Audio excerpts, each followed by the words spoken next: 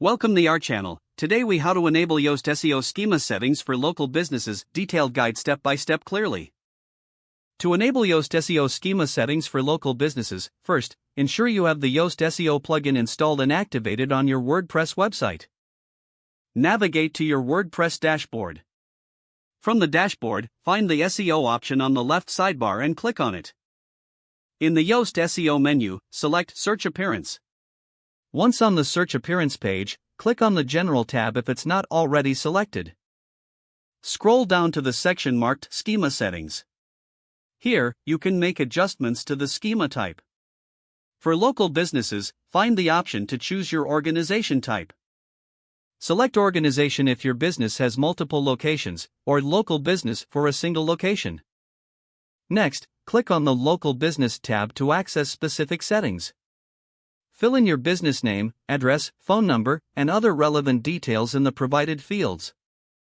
Make sure to include accurate contact information for your business. If applicable, add your business logo by uploading an image. Next, scroll down to the Social Profiles section.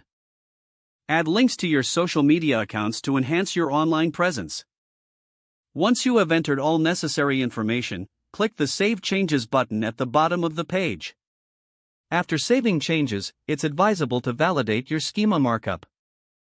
To do this, use Google's Structured Data Testing tool. Enter your website URL and check for any errors or warnings.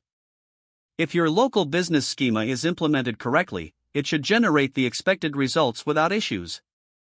Once confirmed, monitor your site's performance over time.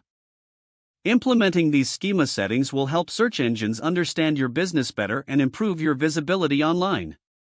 If the page does not load, refresh the browser or try again in a private or incognito window. Make sure you are using the correct email address, then retype it carefully to avoid small typos. If your password is not accepted, use the reset option and create a new strong password you can remember. Check your spam folder for verification or security emails, then complete any requested confirmation steps. Enable two-factor authentication if available to improve account security and reduce unauthorized access risk.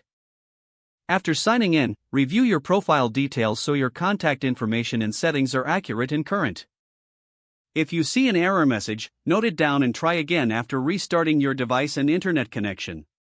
Log out when you finish, especially on shared devices, to keep your account and payment information secure. Don't forget to like this video and subscribe to our channel for more step-by-step tech guides.